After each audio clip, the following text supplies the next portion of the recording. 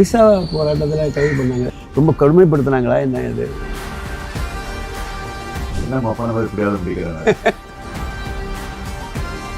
எனக்கு யூஎஸ்ஏ போய் படிக்கணும் அப்படின்னு ஆசை. போகும்போது எங்கள் அம்மா உண்மையாக தான் நிற்கும். அது வந்து ஒன்றிய அரசு 76 உங்களுக்கு 85.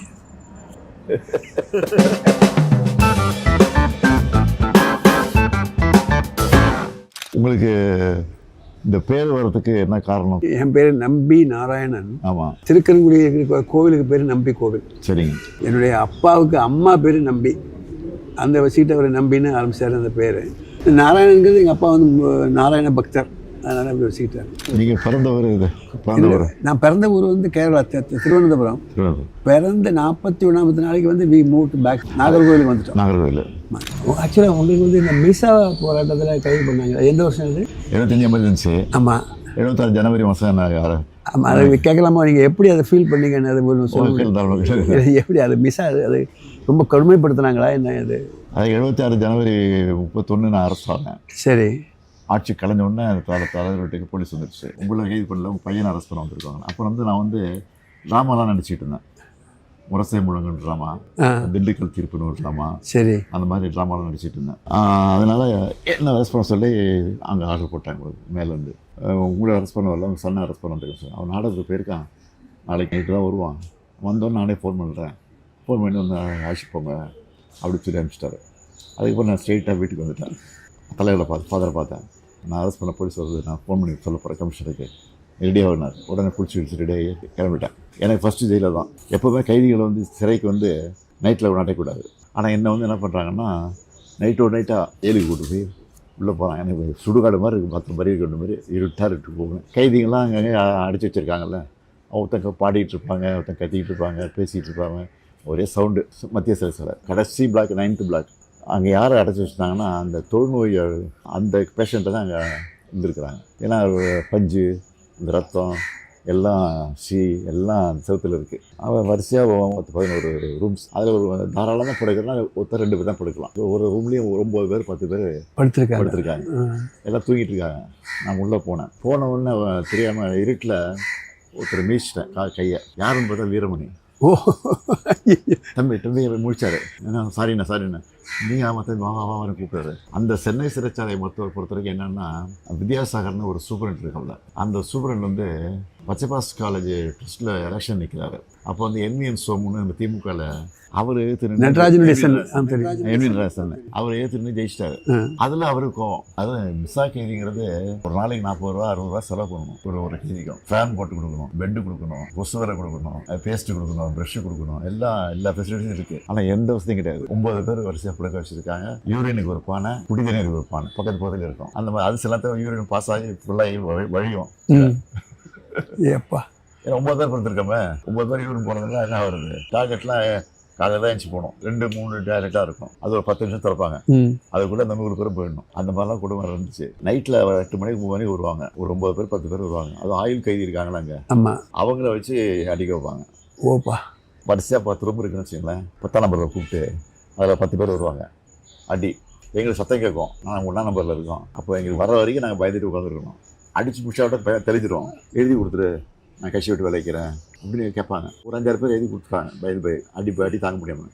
நாங்களாம் முடியாதுன்னு சொல்லிட்டோம். உயிரே போனாலும் நாங்கள் வந்து பண்ண முடியாதுன்னு சொல்லிட்டோம். மிஸ்ஸாங்கிறது மெயின்டெனன்ஸ் ஆஃப் இன்டர்னல் செக்யூரிட்டி. அது வந்து கோர்ட்டுக்கு போக முடியாது. இப்படி 4 மாதம் அப்படியே இருந்தோம். அதுக்கப்புறம் தலைவர் என்ன பண்ணார், ஜெயிலில் இருக்கிற எங்கள் குடும்பத்தெல்லாம் பார்க்கணும், கைதிகளை பார்க்கணும், அலோவ் பண்ணலைன்னா நாங்கள் ஜெயில் வாசல் வந்து உண்ணாவிரதம் போகிறோம் அப்படி தலைவர் அனௌன்ஸ் பண்ணிட்டார். பயந்து போய் என்ன பண்ணிட்டாங்க, இன்டர்வியூ கொடுத்தாங்க. ஃபஸ்ட்டு தலைவர் கொடுத்தாங்க. தலைவர் தான் பார்க்க மாட்டேன்ட்டார். கட்சிக்காரனா எவ்வளோ பேர் இருக்கான், என் பிள்ளைய பார்க்க ஃபஸ்ட்டு பார்க்க மாட்டேன், அவங்களெல்லாம் அலோவ் பண்ண பிறகு நான் பார்க்குறேன் சொல்லிட்டேன். அப்புறம் எல்லோரும் பார்த்த பிறகு என்ன பார்த்தாரு. அப்போ கூட வரும்போது நான் என்ன பண்ணேன், ஃபுல் கேஸ் ஷர்ட் போட்டு காயம் உடம்புல காயம் இதெல்லாம் மிஸ் டைம்லாம் இதெல்லாம் அது சூப்பரண்டே சொல்லி அனுப்புகிறாரு. மேலே கூப்பிட்டு இந்த காயெல்லாம் காட்டக்கூடாது, ஃபுல் கேஸ் ஷர்ட்டை போட்டுவாங்க அப்படின்னு சொல்லி ஃபுல் கேஸ் ஷர்ட்டை போட்டு சொன்னார். அப்போ தலைவர் வந்தோன்னா தலைவர் புரிஞ்சுக்கிட்டாரு. 1 வருஷம் கரெக்டாக 1 இயர் தான். 1 இயர் இவ்வளோ இருக்குதுங்க. ஆமாம், 1 இயர் தான். வெளியில் வந்த பிறகு நாங்கள்லாம் சேர்ந்து கம்ப்ளைண்ட் பண்ணி அப்புறம் இஸ்மாயில் கமிஷன் என்கொயரின்னு ஒன்று போட்டாங்க. அதில் போய் இதெல்லாம் நான் சொல்லியிருக்கேன், எல்லாம் பதிவாகிருக்கு. நான் 89 ஜெயிச்சு உள்ளே போகும்போது தலைவர் சிஎம் இருக்காரு. அப்போ நான் இதெல்லாம் ரெக்கார்ட் பண்ணியிருக்கேன் அசம்பிளியில். இதே மாதிரி தான் ஒரு காரணம் இல்லாமல் ஒரு ஃபேப்ரிகேட்டட் கேஸில் அரெஸ்ட் பண்ணுறாங்க. நானும் அதே மாதிரி தான் கிட்டத்தட்ட அனுபவிச்சிருக்கேன். இதில் எப்படி இன்ட்ரெஸ்ட் உங்களுக்கு வந்தது? நீங்கள் படிக்கும் போதே வந்துருச்சா? படிக்கும்போது இன்ட்ரெஸ்ட் வர்றதுக்கு மெயின் காரணம் வந்து என்னென்னா, நான் வந்து வெரி பிரைட் ஸ்டூடெண்ட். எனக்கு வந்து இந்த ராக்கெட்ரிங்கிறது வந்து அப்போ வந்து எனக்கு வந்து தெரியும். ஆனால் அந்த ராக்கெட்ரி நம்ம பண்ணுவோம்னோ நம்ம முன்னேறும் அதெல்லாம் அதை பற்றின ஒரு ஐடியா கிடையாது. எனக்கு யூஎஸ்ஏ போய் படிக்கணும் அப்படின்னு ஆசை. அப்போ யூஎஸ்ஏக்கு அப்ளை பண்ணேன். பிரின்ஸ்டன்லேயும் அப்ளை பண்ணேன், கால்டெக்லேயும் அப்ளை பண்ணேன். 2லேயுமே அட்மிஷன் கிடச்சிது. வந்துருச்சு. போகும்போது எங்கள் அம்மா வந்து ஒரு ஹார்ட் பேஷண்ட். 6 days ஆர் நம்பர். டாக்டர் சொல்லிட்டாரு, எத்தனை நாள் ஆகும்னு சொல்ல முடியாது, நீ போன உடனே கூட அவள் செத்து போயிடலாம் அப்படின்னாரு. நான் பயந்து போய் உட்காந்துட்டேன். அந்த வருஷம் கட் பண்ணேன். அதுக்கு அடுத்த வருஷமும் கட் பண்ணேன். அடுத்த வருஷம் கட் பண்ணும்போது தான் எங்கள் அம்மாவுக்கு தெரியுது நான் வந்து வேணும்னே அவளுக்கு அப்படி இங்கே உட்காந்துருக்கேன் அப்படின்னு. அதுக்கப்புறம் அவங்க இறந்து போயிட்டாங்க 2-3 வருஷத்துக்கு பிறகு. நானும் அதுக்கடுத்து ஐஎஸ்ஆர்ல ஜாயின் பண்ணி போயிட்டுருக்கேன். இன்ஜினியரிங் காலேஜில் படிக்கும்போதே நான் வந்து ஆடிட்டோரியல் கான்டெஸ்ட்டில் கலந்துக்குவேன். 63-64 காலகட்டத்தில் அண்ணா வந்து ஒரு ஜட்ஜாக இருக்கார். அப்படி தான் ஃபஸ்ட் டைம் நான் அண்ணாவை பார்க்குறது அங்கே வச்சு தான் பார்க்குறேன். அண்ணா பார்த்தது அப்போ? ஆமாம், அப்போ தான் பார்க்குறேன். அவங்க டேரெக்டாக இந்திய எதிர்ப்பு போராட்டம் நீங்களே போனீங்களா? இந்திய எதிர்ப்பு போராட்டத்தில் நாங்கள் ஆக்சுவலாக பயந்து போயிட்டோம். மதுக்கரையில் வந்து ஷூட்டிங் நடக்குது, கோயம்புத்தூர் மதுக்கரை. நாங்கள் தொடங்கினது வந்து மதுரையில், கோயம்புத்தூர் இது பண்ணி அது கையை மீறி போயிடுச்சு. நாங்கள் எதுலையுமே வன்முறையில் ஈடுபடணும்னு நாங்கள் அதுக்கு போகவே இல்லை. ஆர்மி வச்சு அவன் வந்து இவ்வளோ மாதிரி ஒரு சாதாரண துப்பாக்கி வச்சு ஷூட் பண்ண மாட்டான். அதில் எத்தனை பேர் இறந்தாங்க? ஆமாம், 300 பேருக்கு மேலே இருக்கும். ஆனால் வெளியில் சொன்னது வந்து 10 பேர், 20 பேர், 22 பேர் சொன்னாங்க. இந்த மொழி வந்து நம்ம ரத்தத்தில் ஊர்னது. இருக்கக்கூடிய தலைவர்களையே அதுக்காக வேண்டி பாடுபட்டு இருக்கிற ஆள் நீங்கள் ஒரு ஆள் தான். அண்ணா மீது வந்து உங்களை எப்படி பற்று வந்தது? ஒரே ஒரு காரணம் தான், அவருடைய பேச்சு திறன். நாகர்கோவிலில் வந்து திமுக மகாநாடு நடக்குது. மழை தண்ணி இது வரைக்கும் நிற்கும். அப்படியே நின்றுட்டு நாங்கள் பேச்சை கேட்குறோம். அது ஒரு மெஸ்மரைசிங் டாக். அப்படியே அந்த கூட்டம் அப்படியே நிற்கும். அவருடைய வார்த்தைகள்லாம் எண்ணப்பட்ட வார்த்தைகள். மிஸ்டர் அண்ணாதுரை ஒரு டேஸ் ஆர் நம்பருங்கிற போது, but my steps R measured number. Immediate. அதாவது அதுக்கு ஒரு நிமிஷம் யோசிக்கிறது கூட கிடையாது. ஆங்கிலத்திலையும் சரி தமிழ்லையும் சரி அவரை பிடிச்சதுக்கு யாரும் கிடையாது. ஏன் அவங்க கலைஞர் எடுத்தீங்க, அவருடைய பேச்சுமே வந்து அதுக்கு இதை எமோஷன் இருக்கும். ஒரு மாதிரி உறங்கிட்டு இருக்காங்க முழிச்சிருவான். திருக்குறளுக்கு உரை எழுதியிருக்காங்கல்ல, பரிமேலழகர் எழுதியிருக்காரு. அப்போ குறள் இவர் எழுதியிருக்கிறதுல தெய்வம் தொழாள் கொழுநன் தொழுதழுவாள் பெய்யனை பெய்யும் மழை. அந்த இன்டர்பிரிட்டேஷன் வந்து யாருமே சொல்லலை. அண்ணா கிட்ட நேரடியாக நீங்கள் பேசியிருக்கீங்களா?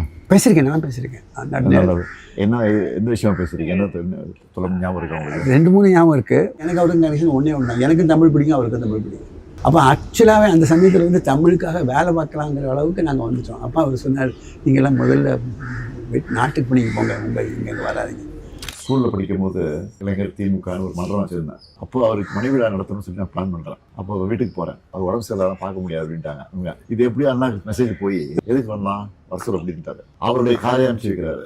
இந்த கார் நம்பரோட ஞாபகம் இருக்குது, 7007 அந்த கார் நம்பர். மஞ்சள் காரு, அந்த டிரைவர் பேர் சண்முகம். அந்த கார் வருது எனக்கு. இவ்வளவு ஞாபகம் எப்படி வச்சிருக்கீங்கன்னு எனக்கு அதிசயமா இருக்கு. எதுக்கு வந்தேன்னு கேட்டார். இந்த மாதிரி நாங்கள் ஒரு மன்றம் வச்சுருக்கோம், மணி விழா நடத்த போகிறோம், நீங்கள் வரணும் அவசியம். சரி, அப்போ நான் சொல்கிறேன் அப்படின்னாரு. இல்லை நீங்கள் பேர் சொல்கிறேங்க. என்ன அப்பா நம்ம எப்படியாவது முடிக்கிறாங்க. இன்னொரு இது கூட உங்கள்கிட்ட ஷேர் பண்ணிக்கணும். மகேந்திரகிரி ப்ராஜெக்ட் எங்கள் அந்த இடத்துக்கு கொண்டு வர்றதுக்கு ஒரு மெயின் காரணம் வந்து நான் வந்து அதனுடைய சர்ச் கமிட்டி, எங்களுடைய திரவ எரிபொருள் திட்டம் வந்து அங்கே தான் இருக்குது. மகேந்திரகிரி பொதிகை மலைன்னு சொல்லக்கூடியது அதுதான். அதுக்கு பேக்கில் இருக்கக்கூடியது பேர் மகேந்திரகிரி. இந்த வந்து பொதிகைன்னு வைக்காமல் மகேந்திரகிரி பேரை தப்பாக வச்சுட்டோம். நான் வந்து கிட்டத்தட்ட 27 தடவை அந்த மலைக்கு மேலே ஏறியிருப்பேன். இன்றைக்கி உள்ள மலை இல்லை, இன்றைக்கி உள்ள மலையில் ரோடு கீடு எல்லாம் இருக்குது. அன்றைக்கி காடு நாகப்பாம்பும் அது அந்த மாதிரி மலையில் ஏறி போயிருக்கோம். கீழடி பொருணையெல்லாம் பார்த்துருக்கேன். கீழடி ஆராய்ச்சி தான் சார். கீழடியை பற்றி எனக்கு வந்து ஒரு கருத்து இருக்குது. கீழடி பற்றி இல்லை, பொருணையை பற்றியே ஒரு கருத்து இருக்குது. அது வந்து ஒன்றிய அரசு கோப்பர் பண்ணாங்க நல்லா வரும். உண்மையாக தான் நிற்கும். நம்முடைய சங்க இலக்கியங்களில் இருக்கக்கூடிய சான்றுகள் இருக்குது. பூம்புகார் நம்ம வந்து கடல் ஆராய்ச்சி காவிரி பண்ணோம். அது கலைஞர் இருக்கும்போது பண்ணார். அதுக்கப்புறம் வந்து ஏன் உண்மை பண்ணலைன்னு எனக்கு தெரியல. இப்போ அது கவர்மெண்ட் மாறுறதுனால அப்படியே விட்டாங்க. அதை நீங்கள் பண்ணிங்கன்னா ரொம்ப நல்லாயிருக்கும். பண்ண ஆரம்பிச்சாங்க. ஆமாம், உங்களை மாத்திரம் தான் நம்பி இருக்காது, வேற ஒன்றுமே இல்லை. இப்போ வந்து காலை உணவு நீங்கள் கொடுக்குறீங்களா, இது one of the fantastic suggestion. இப்போ என்ன அடிப்படை தேவை நமக்கு? மக்களை வந்து ஓரளவுக்கு அறிவு கொண்டு வரணும், எஜுகேஷன் கொண்டு வரணும். இப்படி காமராஜுக்கு வந்து மதிய உணவு திட்டம் பேர் கொடுத்ததோ கரெக்ட். அது மாதிரி திராவிட மாடல் அரசு வந்து காலை உணவு திட்டம் வந்து கரெக்ட் பேர் தேடி கொடுத்துருக்கு. ஆமாம். விண்வெளி தழும்புகள் எனக்கு ஏற்பட்ட துன்பம் வாழ்க்கை சரித்திரம் கூட தமிழ் டிரான்ஸ்லேஷன் மாதிரியே இருக்காது. உண்மையிலேயே தமிழ் எழுதுன மாதிரி இருக்கும். முடிஞ்சால் நீங்கள் வாசிச்சு பாருங்கள். டெஃபினட்டாக கையெழுத்து தமிழ்லேயே போட்டு அனுப்பி. நன்றி நன்றி நன்றி, மகிழ்ச்சி.